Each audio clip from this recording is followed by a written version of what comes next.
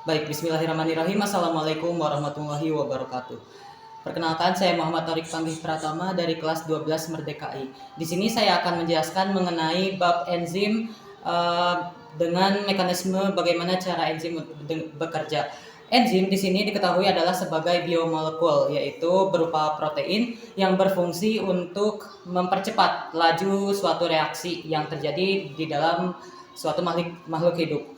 Dengan fungsinya yang sebagai tadi untuk biokatalisator pada suatu reaksi. Yang artinya biokatalisator ini mempercepat suatu reaksi dan menurunkan energi aktivasi yang diperlukan sehingga lebih hemat energi. Kemudian untuk strukturnya bisa dilihat di samping saya. Ada yang pertama yaitu gugus prostetik ditunjukkan oleh yang ini dan ini.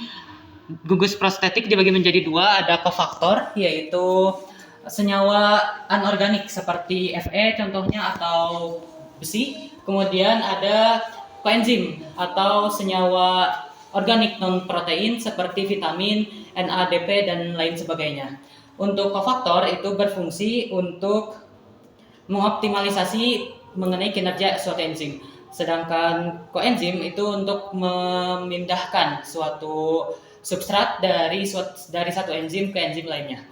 Kemudian ada di struktur enzim itu ada sisi aktif yang berfungsi untuk tempat melekatnya substrat, di mana substrat ini adalah sebuah sasaran yang menjadi target aksi dari suatu enzim. Untuk memecah substrat tersebut, maka substrat tersebut harus bisa menempel ke sisi aktif dari suatu enzim. Selanjutnya ada apoenzim yaitu berupa protein yang mana ini menjadi dominasi dari struktur enzim. Selanjutnya, mengenai sifat protein. Protein dipengaruhi oleh pH dan suhu.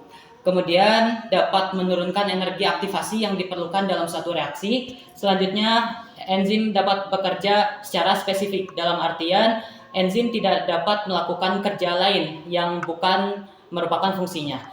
Kemudian dipengaruhi oleh faktor lingkungan seperti tadi yaitu pH dan suhu. Apabila suhu misalkan dirasa terlalu tinggi maka kerja enzim akan berkurang, begitupun sebaliknya. Kemudian mekanisme kerja bisa dilihat ada mekanisme kerja yang pertama yaitu lock and key. Ada di sini sebagai enzim, kemudian yang berlekuk-lekuk ini adalah sebagai sisi aktif dari suatu enzim dan substrat ini mengikuti bentuk dari enzim yang ada sehingga sifat enzim di sini itu bersifat kaku atau tidak bisa menyesuaikan. Selanjutnya ada mekanisme kerja yang kedua yaitu induced fit atau kunci pas, yaitu substrat terlihat berbeda dengan sisi aktif dari suatu enzim. Nah, tapi di sini bedanya adalah enzim di sini bisa menyesuaikan sisi aktifnya dengan substrat yang akan dipecah seperti tadi. Oke, sebagai contoh dari satu enzim adalah enzim katalase. Di sini enzim katalase berperan untuk memecah H2O2 menjadi H2O dan oksigen. Mungkin sekian yang dapat saya sampaikan. Terima kasih Ibu atas perhatiannya. Billahi taufik wal hidayah. Wassalamualaikum warahmatullahi wabarakatuh.